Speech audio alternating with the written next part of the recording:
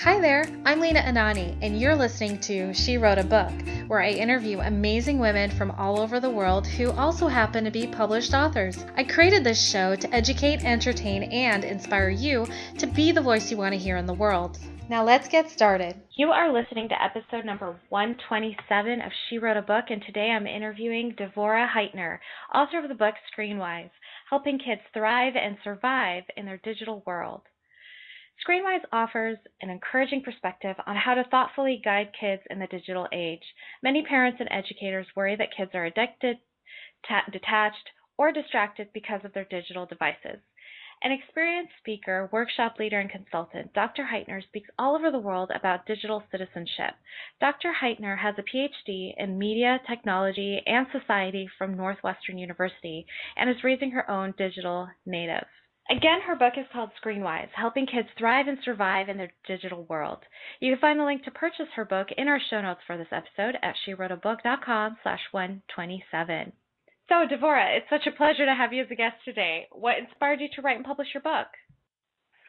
Well, I travel around the country and internationally speaking to parents, and there's so many people I can't talk with, and people write to me all the time at my blog at raisingdigitalnatives.com asking questions that I felt like I had, thought through the answers to, but I just hadn't, sharing some answers piecemeal in my blog, but I really wanted to share a comprehensive resource with parents and educators to give them the answers that they need, and also to share some stories so that the conversations I have with parents could be helpful to other parents in other places.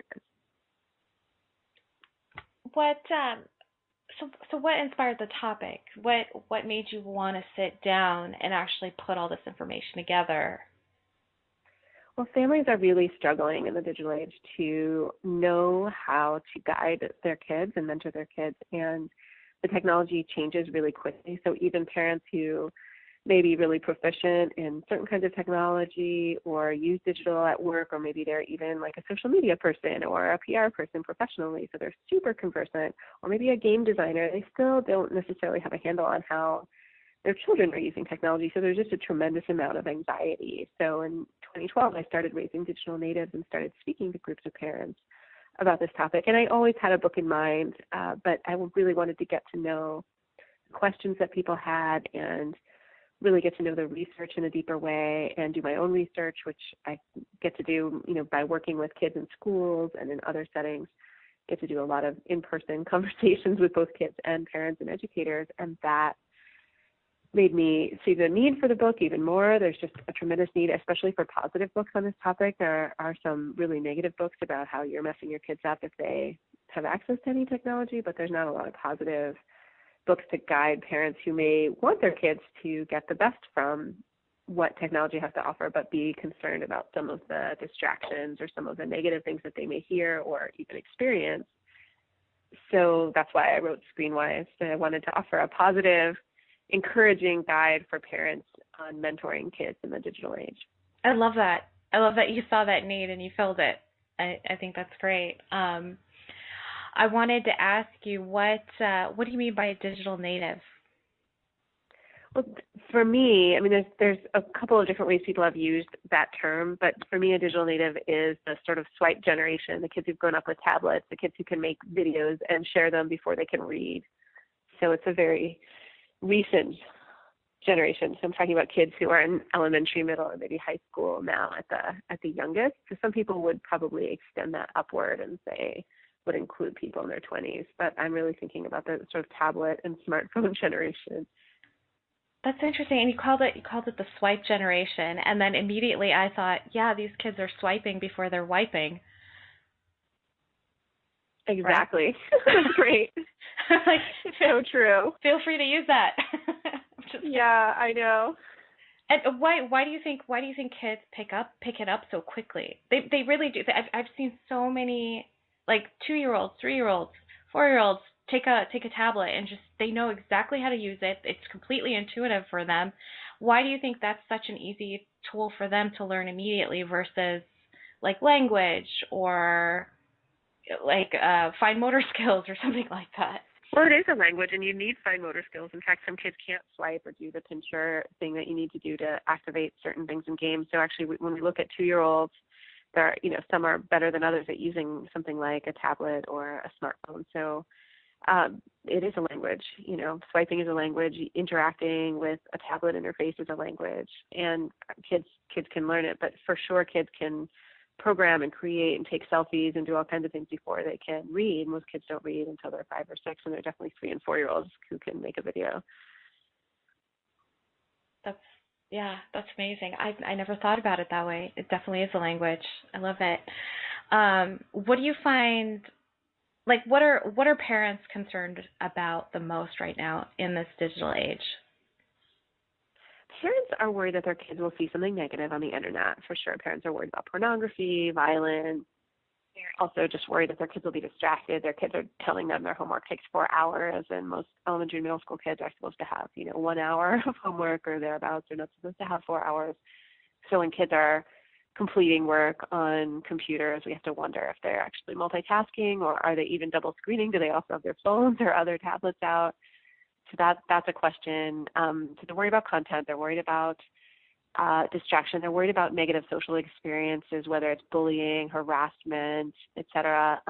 My experience is that distraction is a very realistic concern. It's happening with a lot of kids. Bullying is less common. It can happen. It's not something parents shouldn't be thinking about at all, but most kids are not getting cyberbullied or harassed. They may experience a negative social interaction online, like feeling excluded or seeing a picture where they were left out, or posting a picture and not getting the kind of response that they hoped for, and those can be negative experiences. But for the most part, our kids are not, there's not an overwhelming epidemic of intense kind of cyberbullying. Kids who are having social troubles in real life are not going to find those social troubles evaporate when they get online. However, if a kid is struggling socially, getting social media, for example, is not going to solve those problems for most kids. Some kids do find a safe haven in a gaming community or an interest-based community, like a fan fiction community or a Tumblr community. So there are examples where kids who may be socially isolated in real life can find community. But these are the things that parents are worried about, though. And I guess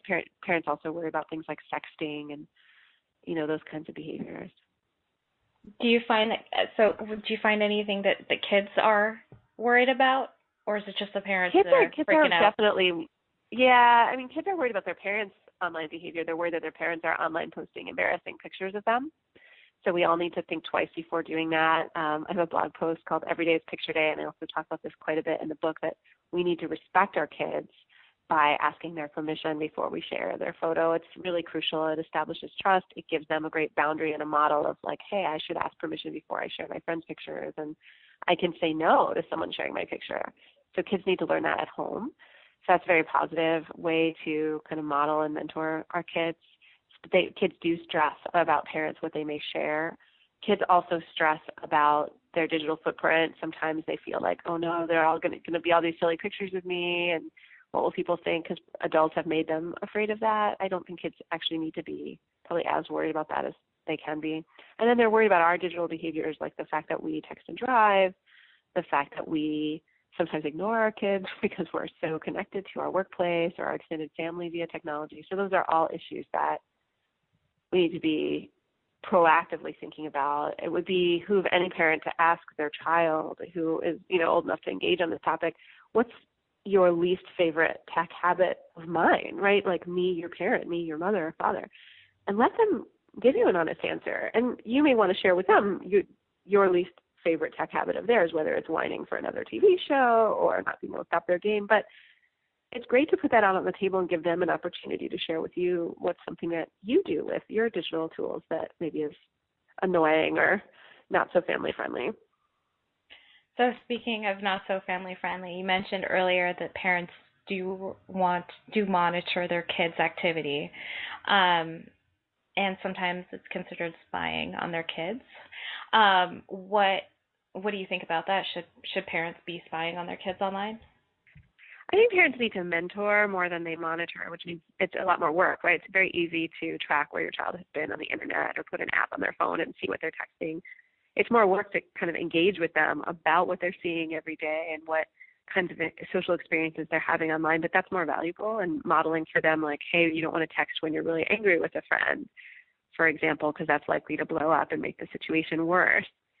is more helpful than just reading your kids' text and worrying. If you are going to monitor, I strongly suggest that you don't do it covertly, that you let your child know that you are looking at their phone or at their history or anything like that. Because when we covertly monitor our kids, it's really hard to know what to do with that information. How bad would what you see on their device have to be before you acknowledge to them that you're watching, right? Whereas at least if you're openly monitoring, they can use you as an excuse for making good choices. Like if they're in a group text and it's getting negative and mean, they can say, well, my mom looks at my phone, so I've got to get out of this conversation. So that's actually a better, a more useful thing for your child. Whereas if you're covertly monitoring, again, you may never see some of their friends the same way when you see the language they use. And, to what end are you there, really, if you're there and your child doesn't know that you're there? So I'd also have a plan for backing off. If you're monitoring your sixth grader, that may make sense for you and where your child is at. If you're still monitoring your senior and you're about to drop them off at college, I would say you need to be checking in with yourself, right? Like at what point does this not make sense anymore? At what point do you need to cultivate some independence in your child and expect that they're making some good decisions on their own? That's awesome. I love that you put all of this information into a book. It's so modern. It makes sense. It's great. I love that this book exists. With that said, what do you love most about being an author? That's a great question. I love seeing people with my book. I know that's so silly, but even seeing it in bookstores in the last few weeks has been super exciting, and getting to sign it at events. And just having people tell me, like, oh, there's that one thing that you said. And sometimes I'm like, oh, that one thing, and I'm not thinking about that myself in that moment, but they're like, oh, that one anecdote or that one tip that you shared was so helpful to me. And that really moves me and makes me glad that I went through the effort to write a book, because writing a book, at least for me, was really challenging. It's much easier for me to get up in front of people and speak, but the book took a lot of discipline. I had to unplug myself from the internet to get the book written, because I find that social media is distracting. So I'd probably still be writing the book if I hadn't unplugged every morning and written 1,000 words for a year. So it's really rewarding to me that people are finding it helpful and wanting to talk about it with their friends and bring it into their school communities. That means a lot to me. Wonderful. Devorah, thank you so much for being our special guest today. We will have a link to your book in the show notes for this episode, and our listeners can find that at SheWroteABook.com/127 to learn more about our author and her very modern digital book. So thanks again, Devorah. It's been a pleasure. Thanks so much for having me. Thank you for listening to She Wrote a Book. If you enjoyed this episode, then subscribe now so you can automatically get access to all new episodes, and feel free to share your inspired thoughts with us in the comments too. I'd love to hear from you. Until then, may you always feel good and make magic.